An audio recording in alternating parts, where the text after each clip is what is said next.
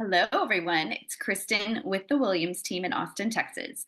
I am going to answer a question we are getting a lot, which is regarding the election and how will this election impact housing. So I'm not going to get political here.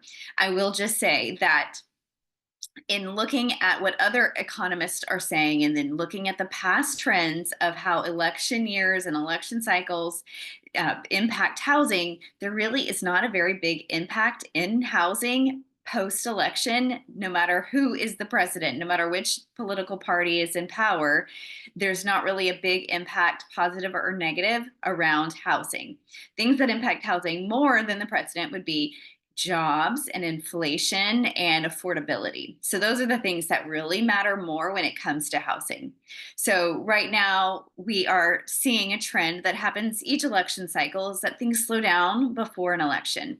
There's uncertainty. People don't make big decisions on big purchases. They are just kind of slow and pausing and just kind of waiting and see, which in my opinion, if you are thinking about buying in the next 12 months or less, I think now is a great time to be a buyer because there are so few people who are willing to take the chance and buy a house right now. So there's a lot of opportunity out there. There's a lot of houses for sale. There are home sellers who are very negotiable and want to sell their home. So I think a big opportunity for buyers right now. But things typically slow down in an election year. They are also slow most falls, year over year. The fall is where the fewest homes are selling anyway. So we're in the fall, we're in an election year, and we also have interest rates that haven't come down quite as low as we were all hoping they would come down. So there's a potential for another rate drop in November, but the Fed has not been very encouraging that they are going to do another rate drop. So we will just have to wait and see on that. But I do feel like come spring of 2025, we have been in kind of this low spot in the Austin housing market for about 2.5, almost 3 years.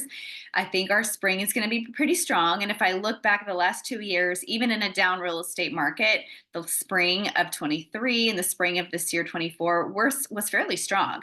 We had good springs. And so my prediction is that we're probably going to have a pretty good spring in 2025. And will that carry into the whole year of 2025? We'll just have to wait and see. I don't have that crystal ball.